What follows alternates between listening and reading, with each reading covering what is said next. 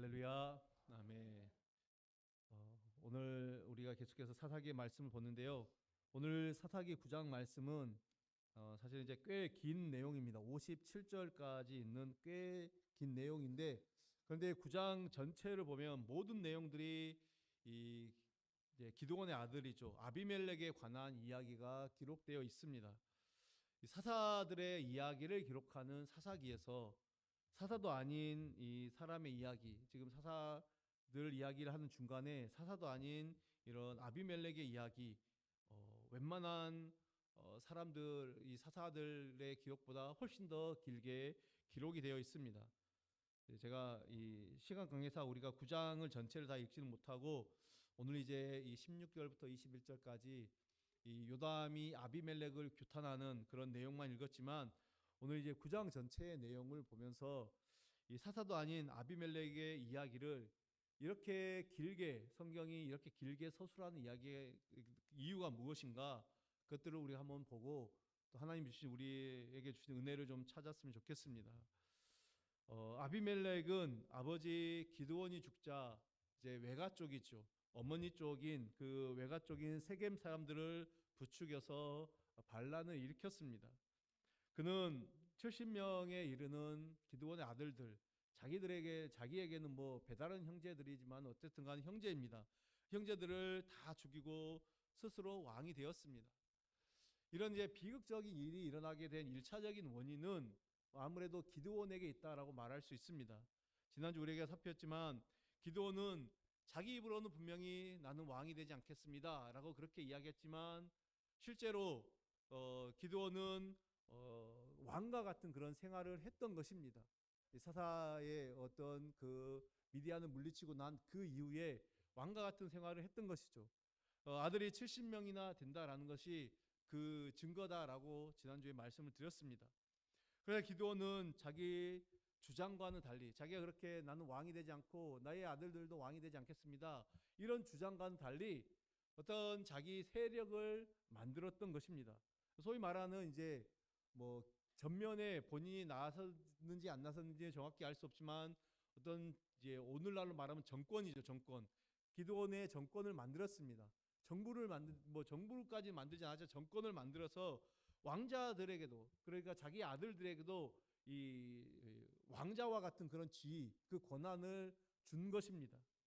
기드온이 정말 처음 밝혔던 대로 그가 왕이 되기를 거부하고 정말 평범한 삶으로 돌아갔다라고 하면, 그래서 정말 평범하게 살았다라고 하면은 아비멜렉이 감히 이 반역을 일으키려고 생각을 했을까요? 쿠데타를 어떻게 일으킵니까? 정권 자체가 없는데 이 반역을 일으키는 것 자체가 말이 안 됩니다.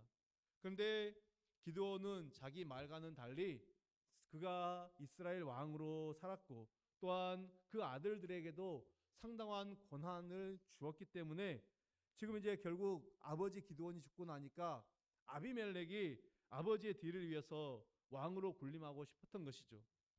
이것을 증명하는 구절이 2절에 나와 있습니다. 2절을 한번 보시면 9장 2절에 보면 청하노니 너희는 세겜의 모든 사람들의 귀에 말하라. 여룻바알의 아들 70명이 다 너희를 다스림과 한 사람이 너희를 다스림이 어느 것이 너희에게 나으냐, 또 나는 너희의 고륙임을 기억하라 하니. 이 지금 말하고 있는 게 무엇입니까? 다스린다라는 거죠. 이미 다스리고 있다라는 것입니다. 그럼 어느 곳에든지 이제 반란이 일어나려면 이 반드시 이제 그 여건이, 조건이 형성이 돼야 됩니다. 혼란이 장기화가 되든지 혹은 무언가 이제 특단의 조치를 내지 않으면 안 되는 그런 위기감이나 공감대가 형성되어야 된다라는 것이죠. 근데 기드온이 죽고 난 이후에 사실 그런 어떤 혼란이나 위기감이나 공감대, 이런 것들이 이 위기에 공감대가 있었던 것은 아닌 것 같습니다. 그런데 오늘 이 아비멜렉은, 지금 아비멜렉이 세겜 사람들에게 했던 70명이 다 너희를 다스리는 것과 한 사람이 너희를 다스리는 것, 어느 것이 낫겠느냐, 이 질문은 이미 기드온의 아들들 70명이 다 왕으로 군림하고 있기 때문에 그것을 말하는 것입니다. 그러니까 분명한 증거죠. 더군다나 이 8장 우리가 지난주에 봤던 8장 31절에 보면은 아비멜렉은 정실 부인이 아니죠. 첩이라고 그렇게 나와 있습니다. 첩의 아들이죠. 그러다 보니까 아비멜렉은 아무래도 이제 다른 형제들보다는 대우가 빈약했을 것입니다. 정식 부인의 아들, 첩의 아들, 아무래도 뭐 정식 부인의 아들들에게 더 많은 권한이 있지 않겠습니까? 그래서 뭐 아비멜렉은 일종의 어떤 핸디캡이라고 그럴까요? 그런 걸 가지고 있었습니다. 이 모든 것들을 다 단번에 역전시킬 수 있는 것이 바로 이 반역입니다. 그래서 반역을 통해서 그는 이 모든 것들을 다 이제 역전시키고자 했던 것이죠. 그것을 증명하는 구절이 바로 이제 오늘 2절의 말씀입니다. 그래서 아비멜렉은 분명한 이제 정치적인 목적을 가지고 이 세겜을 찾은 것입니다. 세겜이 어떤 것입니까? 세겜은 이제 오늘 본문에 의하면 이제 이 기드온의 아비멜렉이죠. 아비멜렉 기드온의 첩의 동네 아비멜렉의 외가가 있는 것입니다. 아비멜렉의 어머니는 정부인이 아니었기 때문에 정식 부인이 아니었기 때문에 이제 다른 사람들 다른 부인들은 아마 다 기드온의 고향인 오브라에 살았겠지만은 이 여인은 아직 이 세겜에서 자기 가족들 그리고 죄송합니다. 그 형제들과 함께 살고 있었다라고 우리가 생각할 수 있습니다. 또한 세겜은 굉장히 그 의미가 있고 유서가 깊은 도시인데 이전에 여호수아가 마지막 그의 유언을 한 곳이 세겜입니다. 그래서 세겜에서 이 이스라엘 백성들의 지도자를 불러놓고 너희가 여호와 하나님만을 섬기라 하면서 그들과 언약 갱신을 했던 것이 바로 이 세겜 땅입니다. 그리고 세겜은 요셉의 뼈가 묻힌 것이죠. 이스라엘 백성들이 애굽에서 나올 때 요셉의 뼈를 가지고 나왔습니다. 40년 동안에 그 뼈를 광야를 지내는 동안 가지고 있다가 이 가나안 땅을 정복하고 그 세겜에 그곳에 바로 뼈를 묻었던 것이 바로 이 세겜입니다. 이렇게 역사적으로도 유서 깊은 곳이 세겜입니다. 그렇지만 이 기드온이 그의 생전에 이제 우상 숭배라는 에봇을 만들었습니다. 제사장에 오신 에봇을 만들어 가지고 자신의 고향인 오브라에 두었기 때문에 많은 사람들의 관심이 이제는 이 오브라라는 곳에 별로 이름도 알려져 있지 않았던 그곳에 관심이 쏠리게 됩니다. 그리고 자연적으로 세겜 사람들은 이 오브라에 대한 어떤 질투심, 열등감 그런 것들을 가지고 있었어요. 그래서 이 아비멜렉은 지금 이 세겜 사람들의 이런 심리를 이용해서 자기 형제들을 죽이고 왕이 되기 위해서 자신의 고향인 세겜으로 갔던 것입니다. 아비멜렉은 세겜 사람들이 이 왕을 원한다라는 사실을 알고 있었습니다. 그래서 그들에게 말을 합니다. 어떻게 말합니까? 어쨌든 누가 왕이 되어야 되긴 된데 70명이 한꺼번에 다스리는 게 낫겠느냐? 아니면 혼자 다스리는 게 낫겠느냐? 그리고 나는 너희 형제다. 이 말을 통해서 그들의 마음을 움직입니다. 아무래도 팔이 안으로 굽는다고 내가 왕이 되면은 당신들을 조금 더 생각하지 않겠느냐? 이런 이야기를 한 것입니다. 아비멜렉의 이 말에 세겜 사람들의 마음이 동요를 합니다. 그리고 이제 아비멜렉을 지지하는 거죠. 아비멜렉을 지지해서 그가 왕이 되도록 돕습니다. 세겜 사람들이 아비멜렉을 왕으로 세우기 위해서 어떤 작전을 하는가? 그들은 먼저 이제 기드온의 다른 아들들을 다 처리해야 되니까 그 아비멜렉이 이제 그 세력을 확보할 수 있도록 자신들이 섬기는 그 바알 신의 금고죠. 거기 가서 은을 내옵니다. 은을 70개를 내와서 4절에 보면은 바알브리 신전, 이거는 바알을 섬기는 그 신전입니다. 그곳에서 은 70개를 내서 아비멜렉에게 줍니다. 그리고 이 아비멜렉에게 소위 말하는 이제 정치 자금을 댄 것이죠. 아비멜렉은 이 엄청난 자금을 바탕으로 방탕하고 경박한 사람들, 그 사람들을 샀다라는 것입니다. 쉽게 말하면 아주 질이 나쁜 불량배들을 이제 샀다라는 것이죠. 한마디로 이제 깡패들을 동원했다라는 것입니다. 이들은 돈에 자신을 팔고 뭐 어떤 것이라도 어떤 일이라도 행할 수 있는 그런 질 나쁜 악한 사람들이었습니다. 아비멜렉은 그들을 데리고 다시 이제 아버지의 고향인 오브라로 이제 향하게 됩니다. 지금 오브라에 있다가 다시 세겜으로 올라가서 세겜에서 자신의 세력을 만들어서 다시 이제 오브라로 내려간 것이죠. 거기에서 뭐 어떤 방법으로 형제들을 다 불러 모았는지는 모르지만 그들을 다 한꺼번에 모아서 한 반석 위에서 그들을 다 쳐 죽였다라고 말하고 있습니다. 그런데 이제 거기서 기적적으로 살아남은 아들이 있었는데 기드온의 막내 아들 요담입니다. 이 요담은 이제 이 난리통에 숨어 있다가 아비멜렉이 다시 세겜으로 돌아가자 그가 이제 거기 세겜으로 돌아가서 거기서 왕이 되었다라는 소식을 듣고 세겜에 있는 그리심산에 올라가서 이 세겜 사람들을 향해서 외치죠. 재미있지만은 의미가 있는 그 내용, 나무를 빗댄 우화를 말하고 있습니다. 그 내용이 지금 7절부터 15절까지 우화가 나오는데 누구라도 듣는 사람 누구라도 이 아비멜렉을 빗대서 한 얘기다라는 것을 알 수가 있습니다. 그러면서 이제 오늘 읽었던 본문 16절에서 직접적인 이야기를 합니다. 너희들이 이렇게 해서 아비멜렉 그 가시나무 같은 아비멜렉을 왕으로 세울 수가 있는가? 정말 그게 옳은가? 이것이 기드온의 집을 선대한 것인가? 우리 아버지는 당신들을 위해서 목숨 걸고 싸웠는데 당신들을 구했는데 당신들이 이렇게 하는 것이 선한 일인가? 너희가 내 아버지에게 보답하는 것이 우리 형제들을 다 죽이는 것인가? 이런 이야기를 하면서 저주를 선포하게 됩니다. 그게 이제 21절까지 말씀이죠. 그러면서 이 3년 정도의 시간이 흐르게 됩니다. 세겜 사람들과 어느 정도 시간이 지나니까 아비멜렉 사이에 틈이 벌어지기 시작합니다. 23절에 보면은 이 틈이 벌어지는데 하나님이 이 아비멜렉과 세겜 사람들 사이에 영을 보냈다. 악한 영을 보냈다라고 그렇게 말씀하고 있습니다. 그래서 그 악한 영을 보내서 그들로 하여금 틈이 벌어지게 했던 것입니다. 지금 아비멜렉은 이제 자기 형제들을 다 죽이고 반역한 이후에 세겜에서 왕으로 군림을 하고 있었습니다. 그래서 아비멜렉은 지금 그곳을 지나는 사람들과 상인들에게 세금을 받고 또 그들을 보호하는 그런 역할을 하고 있었는데 어느 순간부터 이제 세겜 사람들이 이 아비멜렉을 배반을 한 것이죠. 그래서 이 세금을 받아서 아비멜렉에게 뭐 바치고 이런 거를 해야 되는데 세겜 사람들이 중간에서 이제 자기들이 가로채는 것입니다.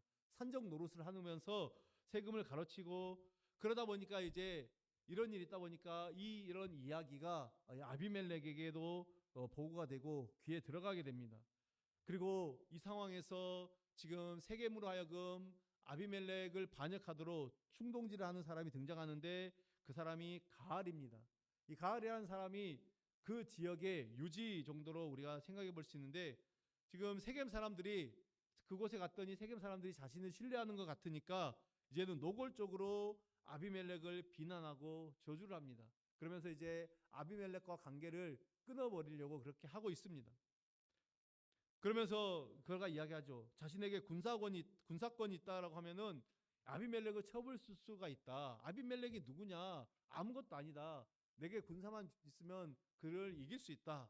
뭐 이제 그러면서 왜 너희들이 그 아비멜렉이라는 사람을 섬기고 있느냐?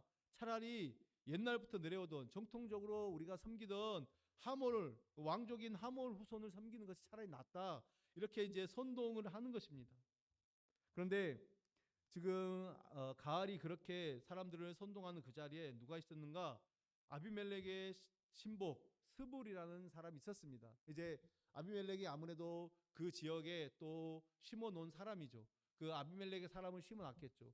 그 사람이 모든 것들을 듣고 지금 이 세겜의 사람들이 당신을 배반하고 있다. 아비멜렉에게 보고를 합니다. 그러면서 당신이 메복하에 있다가 와서 기습하여 오라라고 그렇게 말합니다.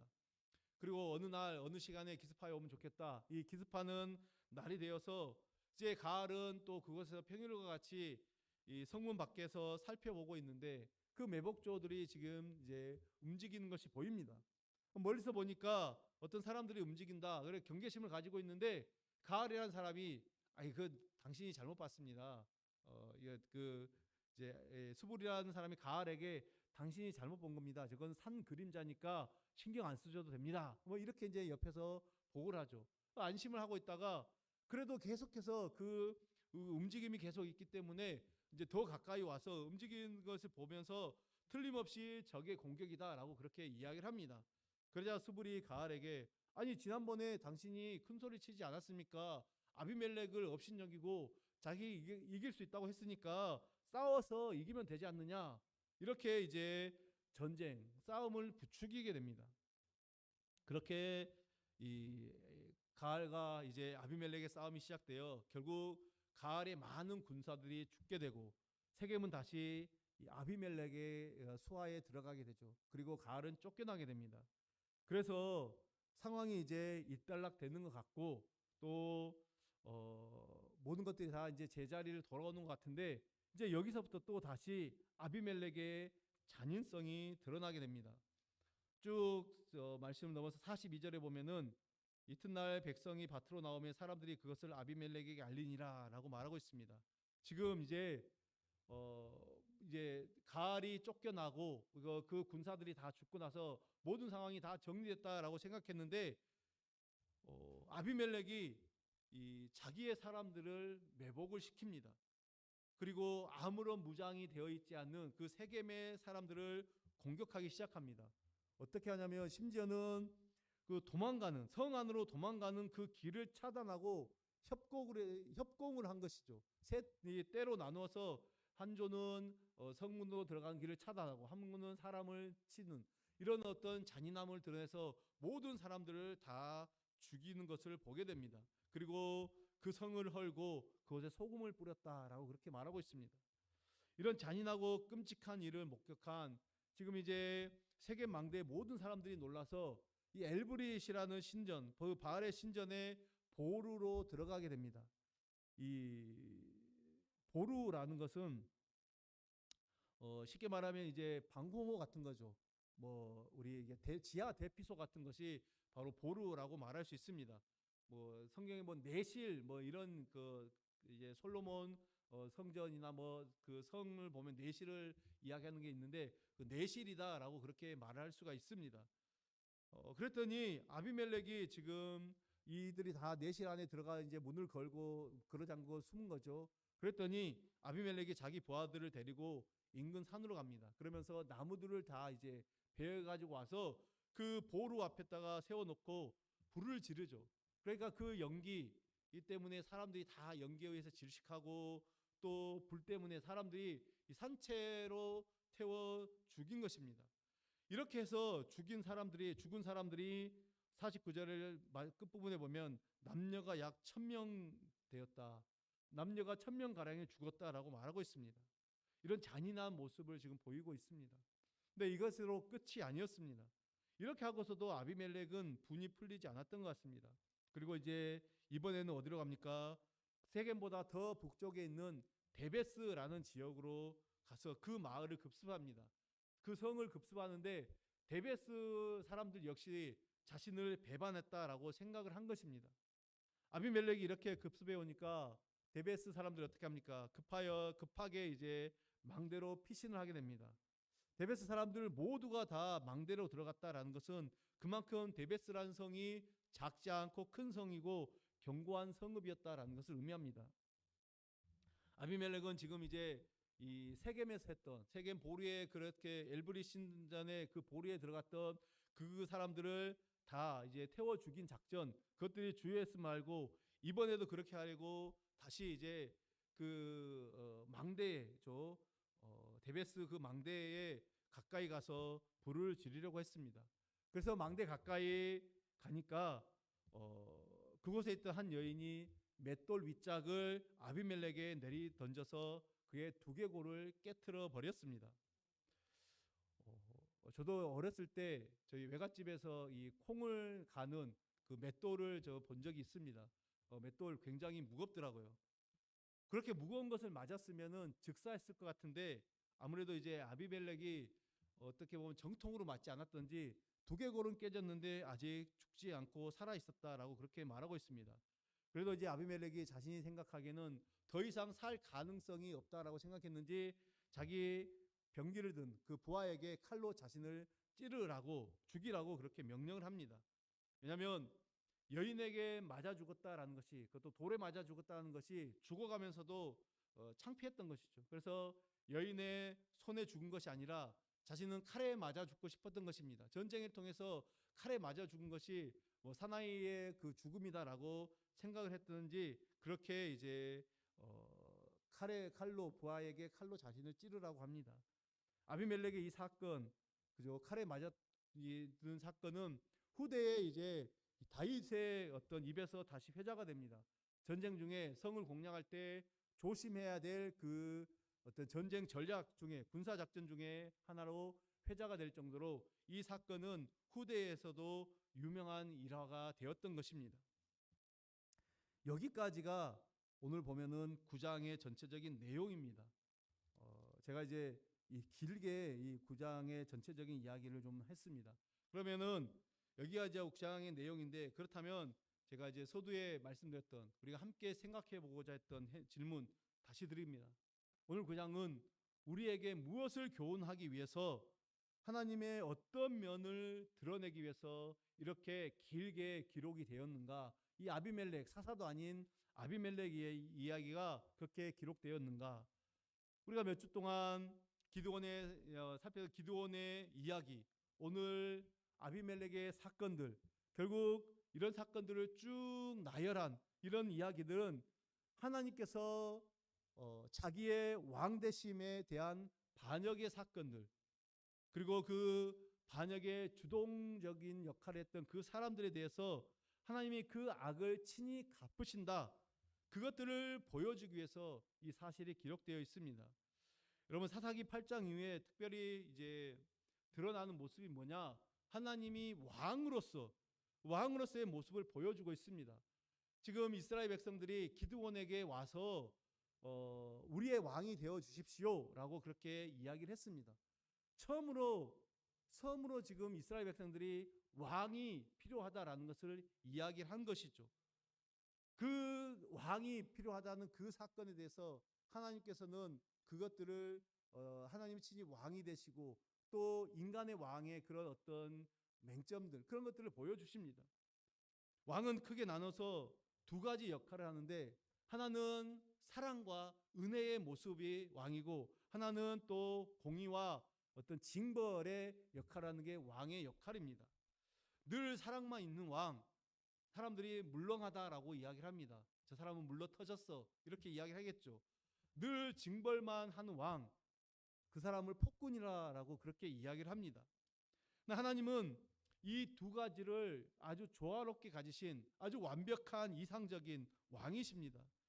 그래서 사사기에 등장한 이 사사들을 통해서 하나님은 당신이 왕으로서 어떻게 자기 백성을 건져주시는가, 그런 은혜의 하나님, 그런 사랑의 하나님을 계속해서 보여주셨습니다. 반면에 그것만 보여주다 보니까 이 소홀해질 수 있는 다른 면, 왕의 다른 면, 그러니까 말씀드린 이 징계와 징벌의 그 면을 아비멜렉 사건을 통해서 하나님은 보여주시는 것입니다. 하나님은 지금 이런 사건을 통해서 무엇을 말씀하시는가? 내가 너희들의 왕이다. 내가 너희들을 다스리는 왕이다. 이것들을 분명히 보여주고 계십니다. 따라서 오늘 본문을 쭉 보면, 9장 전체를 보면 하나님은 반드시 악을 갚으시는 왕이시다, 이 사실을 강조하고 있습니다. 여러분, 여기서 말하는 악이란 그러니까 일반적인 우리가 뭐 선과 악을 말하는 것이 아닙니다. 여기서 말하는 악은 하나님에 대해서 반역하는 모든 것들을 말하는 것입니다. 여러분, 하나님에 대해서 반역하는 게 뭐겠습니까? 우리가 한마디로 그것은 죄입니다. 죄에 대해서 하나님께서 그 죄를 어떻게 다스리는가, 이것을 분명히 보여주는 것이다 라는 것이죠. 따라서 하나님은 자신에 대한 반역, 배반을 반드시 응징하는 분이시다. 그 죄에 있는 죄인을 반드시 응징한다, 이 말씀입니다. 우리가 예수님을 믿는다는 것, 그것을 어떻게 표현할 수 있겠습니까? 바꿔서 어떻게 표현할 수 있습니까? 그것은 하나님께서 나의 왕 되신다.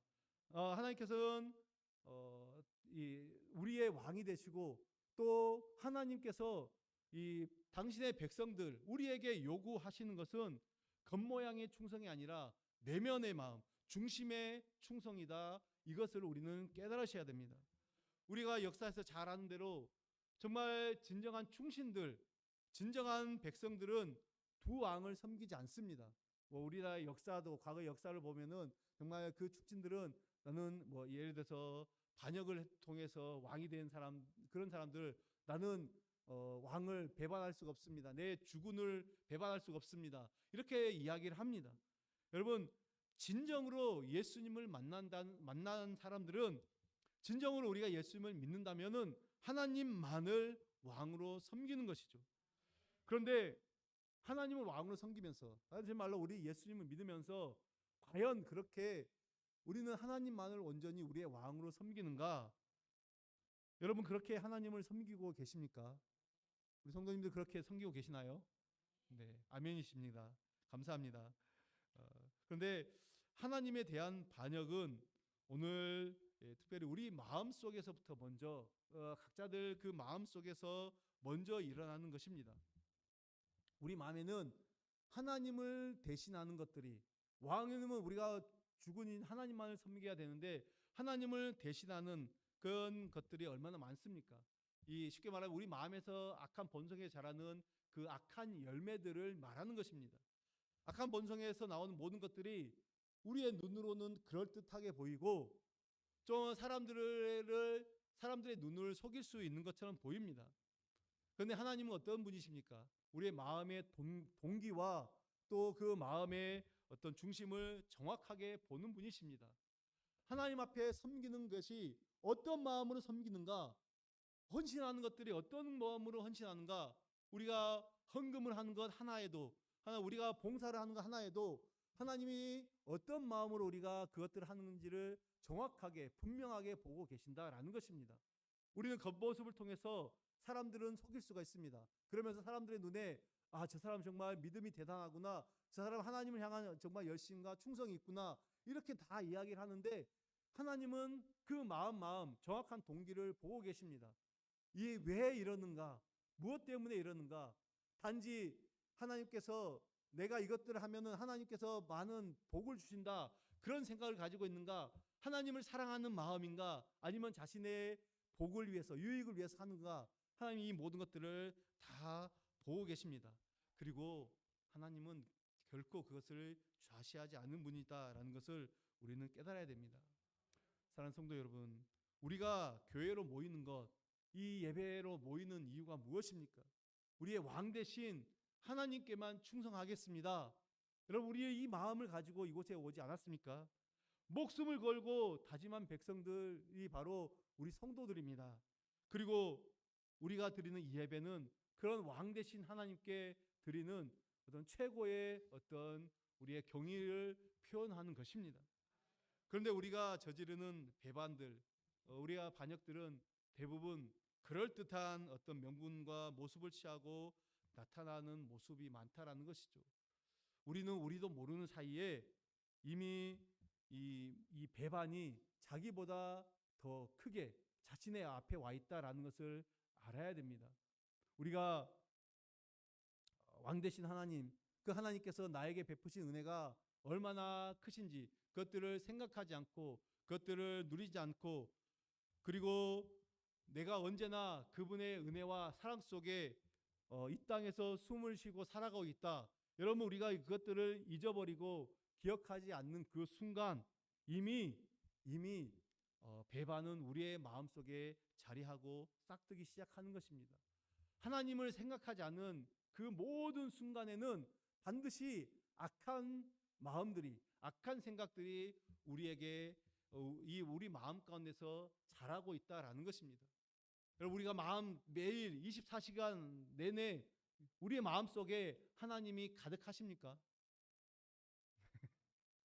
한 분도 아멘이 없습니다. 주여만 한 분 계십니다. 여러분 이게 우리의 모습입니다. 이게 우리의 모습입니다. 그런데 우리가 정말 알아야 될 게 내가 그 순간에 하나님을 생각하지 않는 그 순간에 우리의 본성이 작동하면은 결국에는 악한 생각이 자꾸만 스물스물 우리에게 올라온다라는 것입니다. 그리고 그것들을 우리가 정리하지 않으면, 그것들을 처리하지 않으면, 우리가 회개하지 않고 나아가면은 그것들은 어느새 더 커져 버리는 것이죠. 이제는 그런 표현, 낫으로 베지 못하고 이제는 톱으로 잘라야 되는, 더 힘들게 제거해야 되는 그 순간들이 온다라는 것입니다. 그렇기 때문에 우리는 매일매일 이 우리의 삶의 모습들을 돌아보며 그분의 은혜와 그분의 사랑을 느끼며 감사하며 살아가야 되는 것입니다. 반드시 배반을 응징하시는 왕 되신 하나님 앞에서 다시 한번 우리의 삶을 돌이키며 살아가는 그런 은혜가 우리 모두에게 있기를 간절히 바랍니다. 기도하겠습니다. 하나님 아버지, 감사합니다. 오늘 귀한 말씀을 통해서 우리 하나님, 우리의 주의 백성들, 하나님의 자녀들의 모습을 하나님 깨닫게 하시니 감사합니다. 하나님 아버지, 하나님께서 우리에게 원하시는 바가 무엇인지, 하나님, 우리의 왕 되신 주님, 그 왕이신 주님이 우리를 다스리시고 계시고 우리를 통치하고 계시는데, 하나님 아버지, 우리는 그 하나님을, 그 다스림을 받지 않고 우리의 뜻과 우리의 멋대로 살아가려고 하진 않았습니까? 이 모든 것들을 주님 앞에 회개하며 하나님, 우리의 삶이 다시금 예수 그리스도, 우리의 왕 되신 주님의 통치를 온전히 받으며 하나님 앞에 그것을 감사하며 살아갈 수 있는 믿음의 사람들이 되게 도와주시옵소서. 예수님의 이름으로 기도드립니다. 아멘.